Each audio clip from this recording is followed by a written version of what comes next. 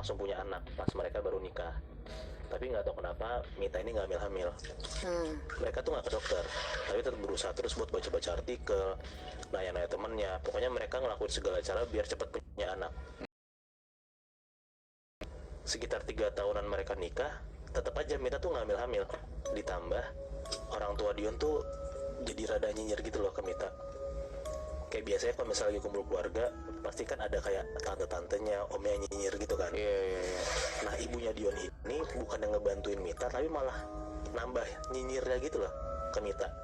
Sampai-sampai di depan orang banyak tuh ibunya Dion tuh sempat ngomong kayak, tahu nih istri anak gue mandul kali ya. Kurang ajar banget. Nah iya, makanya di situ tuh si Mita sakit hati banget. Cuman ya Mita nggak berani ngomong ke Dion. Mita pun juga cuman senyum aja gitu kalau misalnya diledekin sama orang tua Dion, sama keluarga Dion gitu. Pokoknya dia bener-bener nggak bisa ngungkapin kesedihan ini ke siapapun, apalagi keluarga Mita kan. Takutnya kalau misalnya dia cerita ke keluarganya jadi malah berantem gitu. Termasuk sama Dion juga, dia nggak cerita. Termasuk sama Dion, karena Mita tuh nggak enak gitu lebih sama Dionnya. Iya. Nah tapi Mita ini cerita ke satu orang teman terdekatnya namanya Kina. Kina ini ya jadi kayak tempat curhatan Mita banget lah. Apapun yang diceritain sama Mita tuh ya Kina tuh selalu tahu, selalu dengerin gitu. Sahabatnya? Iya, sahabatnya banget Nat. Sampai akhirnya karena Kina ini juga kasihan banget denger Mita ngebatin sendiri, dinyinyirin terus sama mertuanya. Akhirnya Kina ini ngasih saran ke Mita soal kandungannya ini. Kina ngajak lah Mita ke salah satu tempat gitu di ujung Bandung. Pokoknya tempatnya ini kayak udah rada di luar kota gitu lah. Awalnya Kina diem aja, pas ditanya sama Mita mau kemana gitu. Pokoknya si Kina ini diem aja. Tapi akhirnya pas sudah dapet tempat ini, si Kina tuh akhirnya ngomong, gue mau ngajakin lo Mit ke dukun yang bisa bikin lo hamil. Kata teman-teman gue nih, dukun ini pinter banget, bisa bikin mereka hamil, kata Kina. Dengar kayak gitu ya si Mita kaget banget lah dan marah-marah tuh di mobil. Kayak Mita tuh takut banget dan gak mau kalau misalnya Mita tuh harus berurusan sama dukun gitu loh. Cuma si Kina ini nenangin Mita banget lah. Kita ngejelasin ke Mita kalau misalnya dia tuh udah kasihan banget sama Mita, dan Kina tuh bener-bener mau ngebantu Mita banget. Awalnya tuh Mita keceng banget, sampai pada akhirnya si Mita luluh dan maulah ngikutin saran Kina ini buat ke dukun. Singkat cerita akhirnya mereka sampai di rumah dukun ini.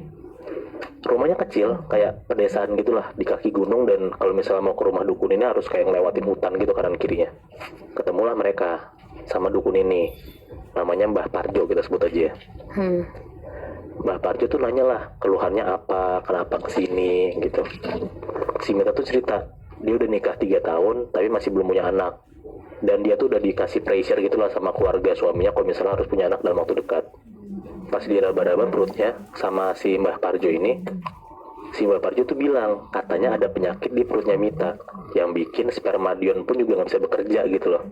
Pokoknya kasarannya tuh salahnya tuh di Mita lah. Soalnya dia juga gak pernah ke dokter ya, Moy? Iya, bener. Akhirnya si Mbak Parjo ini ngasih kayak minuman gitu, dan kayak ada jimat gitu loh yang harus Mita pakai kalau misalnya Mita mau berhubungan intim sama Dion. Katanya kalau misalnya Mita minum dan pakai jimat ini, beberapa bulan setelah itu pasti bakalan ada reaksi gitu di perutnya Mita. Udahlah, si Mita tuh rada seneng, akhirnya kayak dapet jalan keluar, dan akhirnya mereka berdua pulang lagi ke Bandung, ke rumahnya. Singkat cerita, udah 2 bulan ini, setiap Mita dan Dion berhubungan intim, Mita tuh bener-bener pakai jimatnya ini di tangannya, kayak digelangin gitulah bentuknya.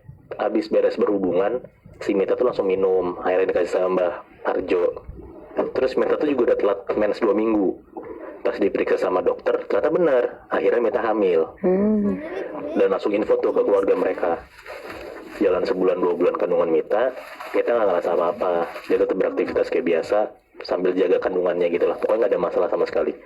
Sampai jalan ke 4 bulan, Mita ini ngerasa perut dia tuh kayak suka sakit banget gitu loh. Tapi nggak ada pendarahan atau apapun yang keluar dari rahimnya gitu. Kayak berasa tapi sakit banget. Padahal kan baru 4 bulan ya.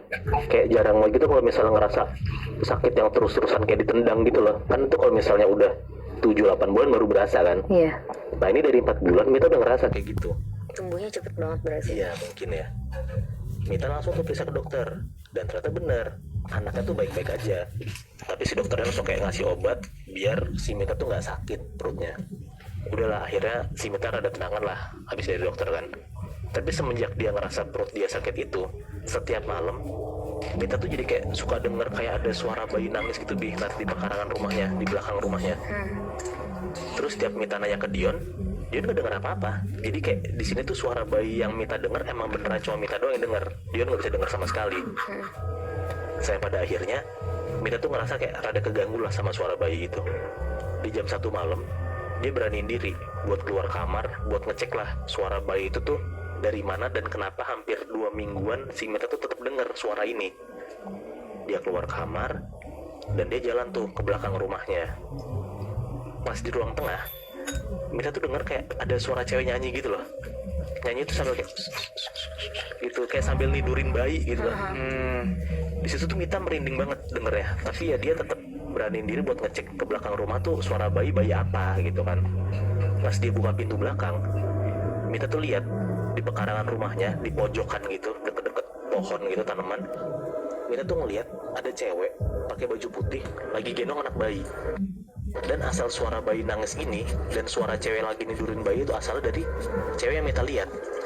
Pas Mita buka pintu belakang dan lihat ke arah cewek itu tuh dan mata cewek itu langsung berubah jadi merah. Di situ tuh Mita bener-bener kaget banget. Dia langsung lari, teriak-teriak dan balik ke kamarnya. Dion yang kaget lah pas lagi tidur denger istri teriak-teriak kayak gitu kan. Ditanya sama Dion, kenapa? Kok kamu teriak-teriak, ada apa gitu? Dia ngeliat apa di pekarangan rumah belakangnya. Pas dicek sama Dion, ya nggak ada apa-apa sama sekali, Bi. Nah, Dion bilang kayak, ya mungkin Mita kecapean doang, salah lihat gitu. Sampai pada akhirnya Mita disuruh tidur lagi tuh sama Dion. Jalan kandungan Mita yang ke-8 bulanan, Mita tuh makin sering ngerasa kayak perut dia tuh makin sakit. Dan kalau misalnya diperiksa ke dokter tuh bilang masih gak kenapa-napa. Dan secara bersamaan dia tuh masih tetap denger kalau misalnya ada suara cewek nidurin anaknya dan bayi nangis di pekarangan rumah belakangnya. Setiap hari tuh, Moy.